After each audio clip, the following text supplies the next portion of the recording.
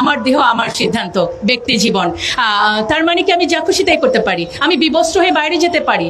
যদি এটাকে অধিকার মনে করেন, তাহলে যখন আমি হিজাব পরি তখন আমাকে পরীক্ষা কেন্দ্রে বাধ্য করা হয় নেকাব খুলতে, তখন আমার সেই অধিকারটি কোথায় গেল? এটি নিয়ে কিন্তু আমার কমিশন কিছুই বললেন না। এবং এই ব্যক্তি জীবনে স্বেচ্ছাচারিতাটাকে তৈরি করার পর তারা হাত দিলেন পারিবারিক পর্যায়ে, সমাজের সবচেয়ে ক্ষুদ্রতম ইনস্টিটিউশন। কি হলো যে মানে পুরুষকে করা হলো আমার প্রতিপক্ষ। এবং আইডিয়াটাও কিন্তু সুন্দর, পুরুষের ক্ষমতা ভাঙবো, সম অধিকার আনবো।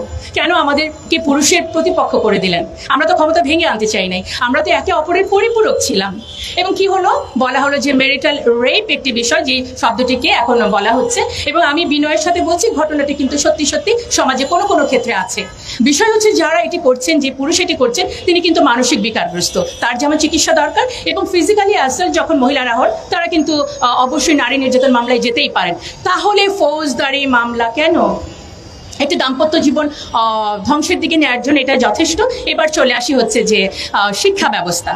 শিক্ষা ব্যবস্থার আগে আমি একটু সম্পদ নিয়ে বলতে চাই, এটিও তো পরিবারের ইস্যু। বলা হলো যে সম্পদ এখন সমান সমান পাওয়া যাবে। কত সুন্দর নারীদের এত বড় সুযোগ পাওয়া। আমরা বলতে চাই, ইসলাম আমাকে যে অধিকার দিয়েছে, আপনারা তো আমাকে সেই অধিকারটিকে নিশ্চিত করতে দেন নাই।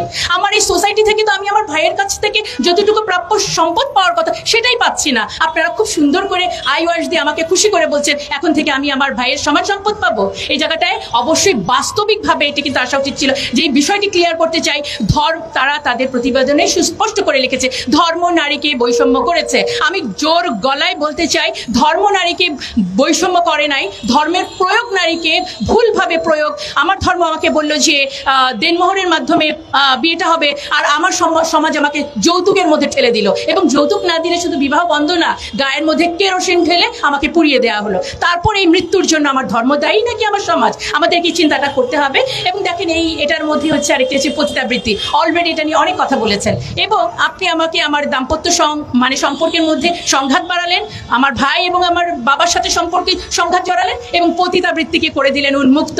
তখন এই যে কিছুক্ষণ আগে আমাদের আরো অন্যান্য বক্তারা বলেছেন, স্বামী তখন এই ফৌজদারি মামলা এড়ানোর জন্য কিন্তু যাচ্ছে কোথায়? পতিতালয়ে। আমার অনেক ছাত্রীকে আমরা কিন্তু অনেক হোটেলে এই ধরনের সম্পর্কে দেখতে পাই, যেখানে পুলিশ তাদেরকে গ্রেফতার করছে। যখন পতিতাল এই বৃত্তিটিকে আপনি একটি পেশা হিসেবে দিচ্ছেন, তখন তারা পার্ট টাইম টিউশনির মতো ওখানে গেলে সমাজ ব্যবস্থা যদি ভেঙে পড়ে, এর দায় ভাইকে আপনাদের নিতে হবে না? দেখেন, এই একই সাথে হচ্ছে যে গণমাধ্যমে বলা হলো যে কিছু কিছু শব্দ প্রয়োগ করা যাবে না, যেমন হচ্ছে নৈতিকতা, অশ্লীলতা, শালীনতাপূর্ণ পোশাক, ধর্মীয় অনুভূতি। আমি এই কথাগুলো কেন বলতে পারবো না? কারণ আমি অশালীন হয়ে চলবো? অবশ্যই শালীনতা আমার সামাজিক ভ্যালু। যে কোনো ধর্মের মধ্যে কোনো অশালীনতা নেই। সুতরাং এই শব্দগুলো যে তারা ব্যবহার করতে দিচ্ছে না, দেখেন সমাজটা কিভাবে করে যাচ্ছে। এবার সমাজের আরেকটু উপাদান হচ্ছে শিক্ষা। সেখানেও বলা হলো সম্মতিতে যৌন মিলন সংক্রান্ত পড়ালেখার বিষয়টাও থাকবে।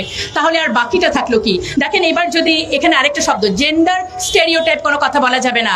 যেমন হচ্ছে ঘরের কাজ শুধু নারীরা করবে, এই কথাটা বলা যাবে না। এবং বলা যাবে না নারীরা ধূমপান করে না। আপনারা একটু চিন্তা করেন, ধূমপান তো কারোর জন্যই সুস্থ না, ভালো না, তাহলে কেন শুধুমাত্র নারীদের কথাটা এটা বলা যাবে না? এভাবে করে ব্যক্তি জীবন, আমার পরিবার জীবন, সমাজ জীবন কিন্তু তার এই কমিশনের মাধ্যমে, সুপারিশের মাধ্যমে এটি ধ্বংস হওয়ার পথে। এবার আমি চলে যাচ্ছি রাষ্ট্রীয় পর্যায়ে কি হচ্ছে। পার্বত্য চট্টগ্রাম কিন্তু আপনারা শুনে ফেলেছেন যে এটা দিয়ে কি হবে। এছাড়া আরো যেটি বলা হয়েছে যে আন্তর্জাতিক যত সনদ আছে, যা মানে আপনার সিডো এবং পিএফ এর যত সনদ হয়, এগুলোকে আমাদের পার্লামেন্টে পাশ করে দিতে হবে। আমরা যদি স্বাধীন দেশ হই, কোনোভাবেই আন্তর্জাতিক কোনো সনদ মানতে আমরা বাধ্য নই। সেখানে প্রত্যেকটা দেশ তার রিজার্ভেশন রাখতেই পারে। সেই আন্তর্জাতিক সংস্থার সনদ আমরা এভাবে করে মেনে নিব, যারা মানবাধিকারের নামে অমুসলিমদের সমর্থন করে এবং ফিলিস্তিনের মতো জায়গায় যখন এভাবে মৃত্যু হচ্ছে, যেই সংস্থা চুপ করে থাকে, আপনারা তাদের প্রেসক্রিপশন যদি বাস্তবায়ন করতে বলেন, অবশ্যই আমাদের অবস্থান এটার বিপক্ষে। আমাদেরকে আমি পুরো বিষয়টাকে হাতি দেখার মতো, একসাথে দেখার মতো কেন বললাম? কারণ হচ্ছে এটি একটি পাশ্চাত্য প্রেসক্রিপশন, মানে ইমপ্লিমেন্টেশনের একটি ছক। সেটি কিভাবে? দাতা সংস্থা, আমরা জানি যে নিউ ওয়ার্ল্ড অর্ডার নামে একটি সিচুয়েশন সামনে আসবে, যেখানে মূল বিষয় থাকবে দেয়ার ইজ নো রিলিজন, ধর্ম বলতে কোনো কিছু থাকবে না। আমাদের শিক্ষা ব্যবস্থায় কিছুদিন আগে ট্রান্সজেন্ডার ঢুকানো হলো, এখন ধীরে ধীরে আমাদের নারীদেরকে পতিতালয় থেকে পুনর্বাসন না করে এটাকে উন্মুক্ত করে দেওয়া হলো। মানে সমাজ ভাঙা, রাষ্ট্র এবং পরিবার ভাঙা মিলে কি হলো? একেবারে রাষ্ট্রটাই একেবারে ধ্বংসের দিকে চলে গেল। এবং জুলাই আন্দোলনের যে ফল পাওয়ার জন্য আমরা এখানে আরো একবার দাঁড়িয়েছি, বারবার দাঁড়িয়েছি। আজকে আমরা বলতে চাই যে জুলাই আন্দোলন নারীদেরকে যে আপনারা উপেক্ষা করলেন, আমরা যে এই বৈষম্যটাকে অর্জন করার জন্য এতগুলো প্রাণ গেল, আপনারা সেটা মূল্যায়ন করলেন না। এই কমিশনের যতগুলো সুপারিশ আমাদের সামাজিক মূল্যবোধ, আমাদের ধর্মীয় মূল্যবোধ, আমাদের একটি সুস্থ সুন্দর জীবনযাপনের জন্য, নারীকে ক্ষমতায়নের নামে শুধু আপনারা প্রদর্শনীর জন্য বলেই দিয়েছেন, বিনোদনে একেবারে 50-50% তাদের প্রদর্শনী থাকতে হবে। আমরা 300 আসনকে 600 আসন করে কি লাভটা হলো? আমরা মমতাজ এবং শমিকা এসারদের মতো আরো কিছু সংখ্যক আমরা নেত্রী পাবো। বাট এটাই কি আসলে নারীর পলিটিক্যাল এম্পাওয়ারমেন্ট? আমাদের নারীদেরকে গুণগতভাবে, শিক্ষাগতভাবে, প্রযুক্তিগতভাবে উন্নয়নের দিকে নিয়ে যেতে হবে। এবং এই যে আন্তর্জাতিক যে পায়তারা, যে একটি দেশকে ধর্মর একটি ইস্যু ধরে এবং ধর্মীয় মূল্যবোধকে শেষ করে নারী পুরুষকে প্রতিপক্ষ বানিয়ে, পরিবারগুলো ভেঙে, সমাজ ভেঙে একটি রাষ্ট্রকে একেবারেই মুসলিম রাষ্ট্রগুলোকে যেভাবে করে শেষ করা হয়, আমি যে আমাদের যে বর্তমানে ডক্টর ইউনূস আমাদের অত্যন্ত শ্রদ্ধেয়, তিনি যেভাবে দেশের হালটি ধরেছেন, আমি এই মুহূর্তে মনে পড়লো যে নারীদেরকে আমরা ক্ষমতায়ন করতে চাই। গত পার্লামেন্টে আমরা কি দেখলাম? আমরা দেখলাম আমাদের প্রধানমন্ত্রী, স্পিকার সবাই নারী, কিন্তু ওনার মতো ফ্যাসিস্ট নারী নেতৃত্ব তো অনেক পুরুষের মধ্যেও নাই।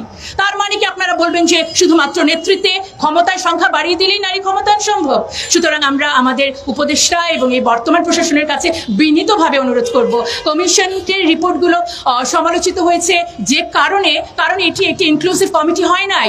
90% মুসলিমের দেশে, এখানে অবশ্যই ইসলাম সম্পর্কে বিশেষজ্ঞ কারো থাকা উচিত ছিল, এবং তারা বলেছেন এই রিপোর্টটি একটি কিছু সংখ্যক মানুষের জন্য। সুতরাং আমরা আজকে দাঁড়িয়েছি, কোনো কমিশনের রিপোর্ট শুধুমাত্র কিছু সংখ্যক মানুষের জন্য হতে পারে না, নারীর জন্য রিপোর্ট সেটি হবে যেটি সার্বজনীন। এবং আমি আমাদের আবার এই প্রশাসনকে বিনীতভাবে অনুরোধ করতে চাই, একটি সর্বজন গৃহীত কমিশনের মাধ্যমে এবং কোনো ধরনের বৈষম্য তৈরি না করে, সমাজকে অস্থিতিশীল না করে, আমার রাষ্ট্রকে যদি এগিয়ে নিয়ে যেতে চান, নারীর পার্টিসিপেশনকে যদি সত্যি আপনারা মূল্যায়ন করতে চান, তাহলে আরেকটি কমিশন করে এবং সত্যি সত্যি আমাদের সুন্দর কিছু গুণগত মান উন্নয়নের জন্য সুপারিশ করবেন। জি, ধন্যবাদ সবাইকে।